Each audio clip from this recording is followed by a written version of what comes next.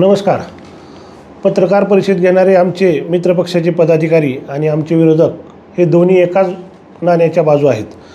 आज आमच्या मित्रपक्षाने घेतलेली पत्रकार परिषद आणि उबाटाचे आमदार खासदार यांनी घेतलेली पत्रकार परिषद पाहिली असता त्या दोन्ही पत्रकार परिषदेची स्क्रिप्ट एकाच लेखकाने लिहिलेली असल्याची जाणीव होते. अनेक मुद्द्यावर त्यांचे अज्ञान स्पष्ट होते.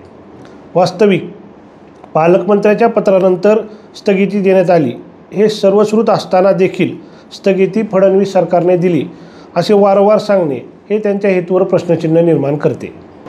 वास्तविक आम्ही या प्रकरणाच्या चौकशीच्या मागणीचे यापूर्वी स्वागत केलेले आहे. मात्र निविदा प्रक्रियेबरोबरच खालील गोष्टींचीही चौकशी व्हायला हवी. 140 कोटी रुपयाच्या कामासाठी संभाजीनगरचा ठेकेदार कोणाच्या माध्यमातून आला, त्या ठेकेदाराला काम मिळत नाही हे पाहून तत्कालीन मुख्याधिकारी फड यांच्यावर दबाव कोण आणला, तत्कालीन मुख्याधिकारी यांना 6 महिने टेंडर उघडून न देण्यासाठी कोणाकडून दबाव टाकण्यात आला, तसेच मुख्याधिकारी दबावाखाली येत नाहीत हे लक्षात आल्यानंतर त्यांच्या निलंबनाचा प्रस्ताव कोणाच्या सांगण्यावरून तयार झाला. गेली 9 महिने ही प्रक्रिया रखडवण्यासाठी विविध व्यक्तीच्या माध्यमातून अडथळे निर्माण करण्याचे काम कोण केले.